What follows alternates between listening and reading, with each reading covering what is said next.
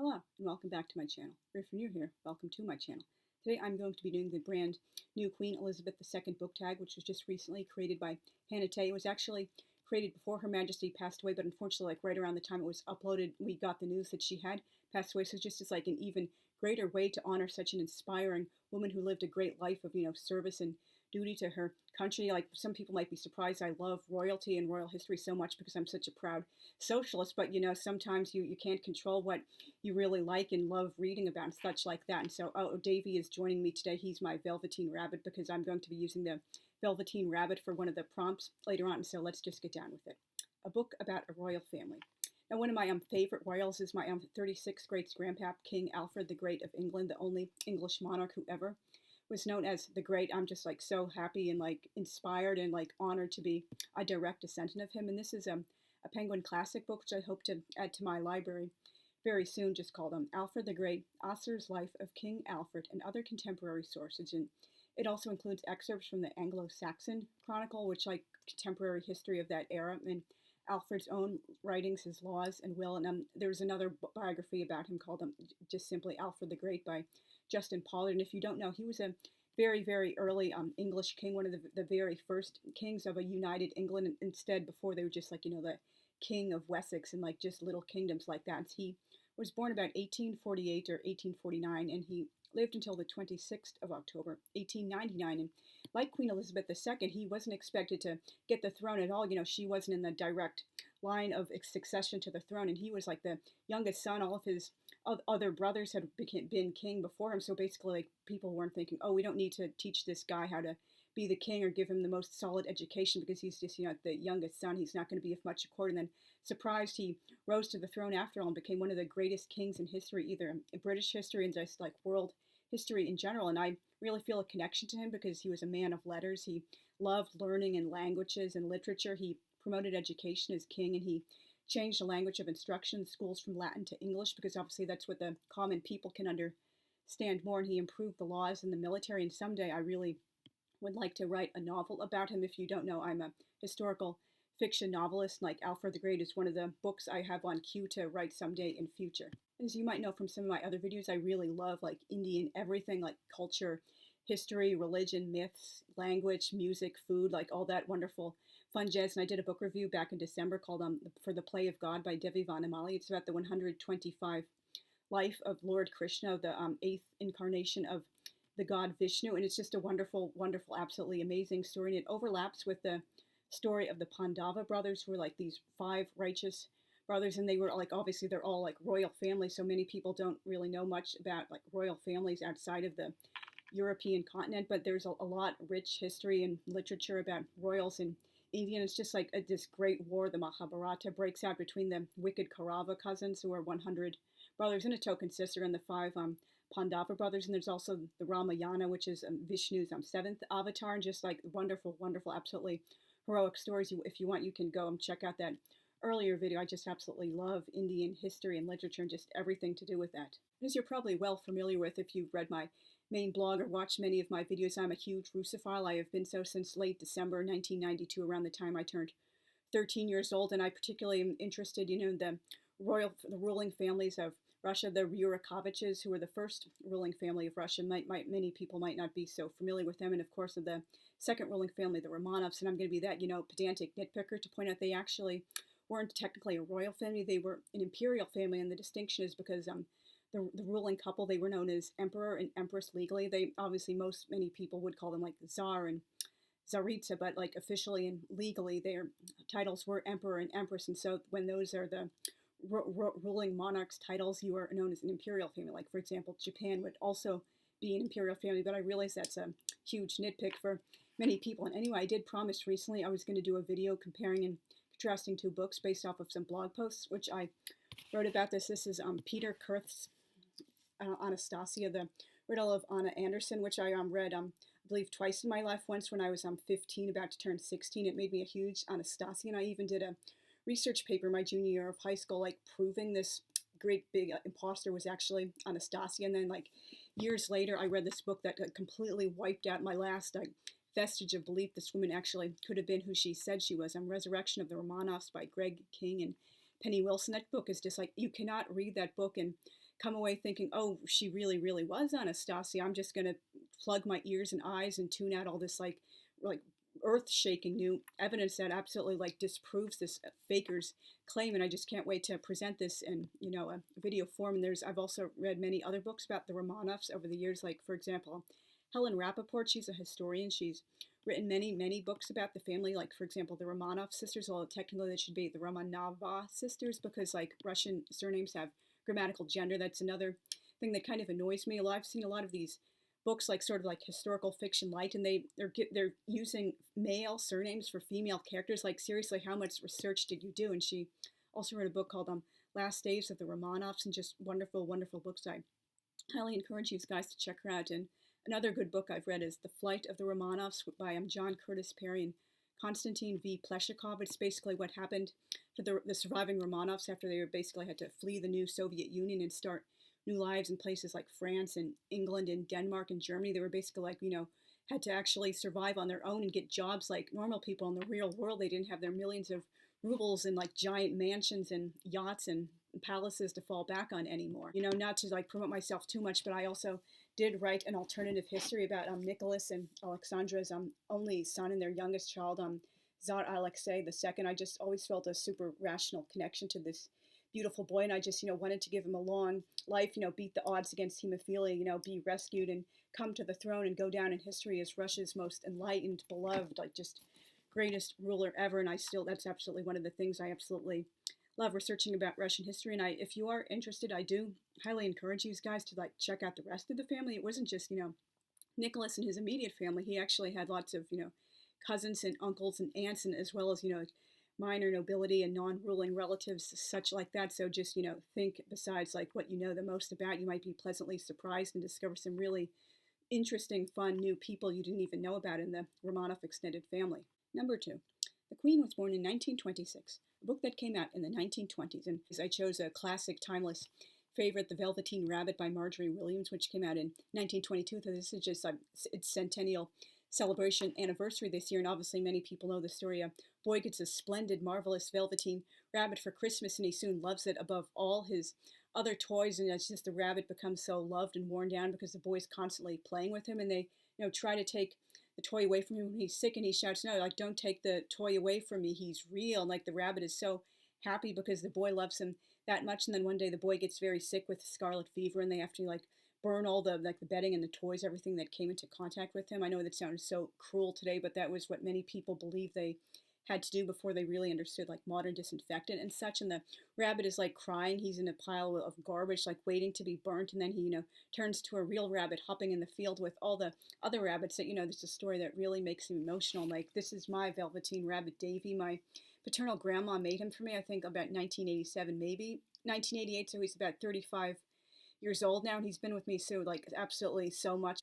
I mentioned and like referred to the Velveteen Rabbit and symbolism many times in one of my own books, Little Ragdoll. Part 4 is even called the Velveteen Ragdoll, and it's also like mentioned and referred to like about toys in one of my other books, and Jakob Flew the Fiend Away, because it's just such a wonderful story, and it has such deep symbolism to my character Adisha. One of the quotes that opens part 4 is directly from the story. It doesn't happen all at once, said the skin horse. You become. It takes a long time. That's why it doesn't happen often to people who break easily, or have sharp edges, or who have to be carefully kept. Generally, by the time you are real, most of your hair has been loved off, and your eyes drop out, and you get loose in the joints and very shabby. But these things don't matter at all, because once you are real, you can't be ugly, except to people who don't understand. And I'm told it's a very popular reading at weddings as well, like particularly people who went through a lot in their relationships. And Davy was also with me in the ER after I was run over by a car in August 2003. I asked for him to be brought to me, and he was just such a comfort, and he was with me during my hospital stays when I was having like I had to be in the hospital past the surgery and couldn't go home right away. I just absolutely love him so much, and I hope everyone out there has some kind of a toy or doll that means as much to them as Davy does to me, because like you can't like replicate this. This is just something personal to you and only you. Number 3, The Queen Loved Her Corgi Dogs, a book with dogs in it. Now I found a bunch of titles about like a real hero, Sgt Stubby. He was a great distinguished soldier during World War II. The books are Sgt Stubby, How a Stray Dog and His Best Friend Helped Win World War I and Stole the Heart of a Nation by Anne Busebaum, Sergeant Stubby in the Great War by Melissa Pilgrim, Stubby, A True Story of Friendship by Michael Foreman, Stubby the Dog Soldier by Blake Huna, illustrated by Olivia Ian Hurst, Why Did Sergeant Stubby Go to War by Kathy Whirling, illustrated by Christina Garcia, The Most Decorated Dog in History, Sergeant Stubby by Isabel George, and a lot of these books are picture books for children because obviously the natural subject of a dog, but the last one by Isabel George, that's definitely for adults, and he was so beloved. He had a half-page obituary in the New York Times, and just like a great hero. He was actually started out as a stray dog, and we're not quite sure what his breed was. Many people at the time thought he was like a part Boston Terrier, but we now like feel he's probably kind of like a bully breed, part pit bull, and so therefore he's been kind of used as a poster boy in campaigns against breed specific legislation, because like he was such an absolute hero, and these people are trying to like ban this dog out of existence because it's the latest dog to have prejudice, which in earlier generations was the Rottweiler, one of my favorite breeds, and the Doberman, because once like pit bulls were like held up as great heroes and nanny dogs, and he was just like so absolutely brave, like braver than a lot of absolutely human soldiers could be. Number 4, The Queen Has Always Loved Horse Riding, a book with horses in it, and I absolutely love horses too. I just got a new mood ring over the summer, and it has a little thing of a horse in it, so that was like really happy for me. I think one of the reasons I love them so much is because my sun sign is Sagittarius, so we're like the centaur, the half human half horse, so it's kind of in my blood to love horses. And I immediately thought of Kimberly Brubaker Bradley's 2 books, The War That Saved My Life and The War I Finally Won. I read these a few years ago. They're like middle grade, but they're the type that can easily be liked and understood and appreciated by adults as well as the target audience, and sometimes for like different, more mature, sophisticated reasons than children. Like you can read certain things between the lines. Like she does like a really fantastic job of accurately depicting like the trauma of a child who's gone like much of her life being like abused and ignored and neglected by her own mother, and she finally gets under the care of a woman who's like kind of like gruff and a little bit like cold and distant at first, but is trying to love her and become friends with her and like try to see what makes her tick and make her feel safe and comfortable. And she's still like, I can't trust anybody. I'm gonna lash out at you and like be mean to you and ignore you, or just not like work on being nicer, because obviously she was like trauma changes the brain, as I can attest myself to surviving bullying in junior high school and like other traumatic events. You're not really the same person. Even like there can be like a disconnect between what you know is like rational or what you should be doing and what your brain is telling you, like don't do this, or you should do this, even if you know like intrinsically deep down it's like an abnormal thought pattern. So she like did a really good job at that, and I've really loved the first book, the War That Saved My Life, but I only liked the sequel, The War I Finally Won. I felt like the sequel like could have been a lot better. It wasn't really that good, and I've like been so much more impressed by a lot of recent middle grade historical fiction than YA historical fiction. I feel most middle grade like emphasizes the historical setting, and more a lot of YA is about like the teen characters and the teen experience. They just happen to live in the past. It's kind of like Gossip Girl and period clothes, shallow window dressing. And the book begins with 10-year-old Ada, and she was born with clubfoot, which is a huge source of anger to her abusive man. Despite being forced to stay inside their one-room flat and not given crutches, which is absolutely cruel beyond words, Ada manages to teach herself to walk in secret. This enables her to leave London with her little brother Jamie when children are evacuated to the countryside in anticipation of bombing raids. They wind up with an older single woman named Susan, who lives in a cottage left by her deceased best friend Becky, who most adult readers will probably understand with her lesbian partner, though it's never said like explicitly during either of the 2 books. It's like pretty obvious. Susan is none too pleased to have 2 kids dumped on her, but eventually she starts to genuinely care for Ada and Jamie. And I really like the other like historical detail. Jamie, the little brother, is left-handed. He's being abused terribly at the new school because of it. And, like Susan finally figures out what's going on and goes to school and says like, dude, let this boy, or whoever the teacher was, male or female, like let him write with his left hand. That's how he was created to write. It's natural for him. Like don't keep abusing him, but just because he happens to write differently than most of the rest of the population, that's like totally made me happy. One of the Easter eggs in my own books is I frequently have a lot of left-handed characters. It's really something very important to me.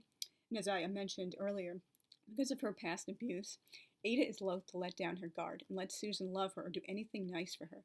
but she can't help but find herself growing more attached. She also loves riding Butter, the pony Becky left to Susan, and I should have mentioned earlier, Butter, the pony, is like very important in these two books. He's very, very helpful for Ada, healing her trauma and learning to ride because of her like injury. She has to ride side saddle, which even back in the 40s was, kind of fallen out of fashion. Basically, the only people to ride side saddle today have, leg injuries or other kind of like, physical like challenges. They like literally can't ride with the one leg on either side, like very, very old fashioned women who never like really got used to the new way of riding, or sometimes they do still have like, riding championships and shows and such where the point is to ride side saddle. And like she absolutely loves this horse. I mean, obviously I don't think they were aware of the concept of hippotherapy, horse therapy back in those days, but that's absolutely what it is. And as a horse lover, I really, really enjoyed this book and seeing how the pony like brought her out of her shell. But unfortunately the sequel kind of felt a bit unfocused, poorly paced, and not as developed as well as the first book. It was more like a collection of story threads and a plot in search of itself. I would have preferred one long book encompassing all these events with the boring bits cut out. Number 5. She became queen in 1952. A book that came out in the 1950s.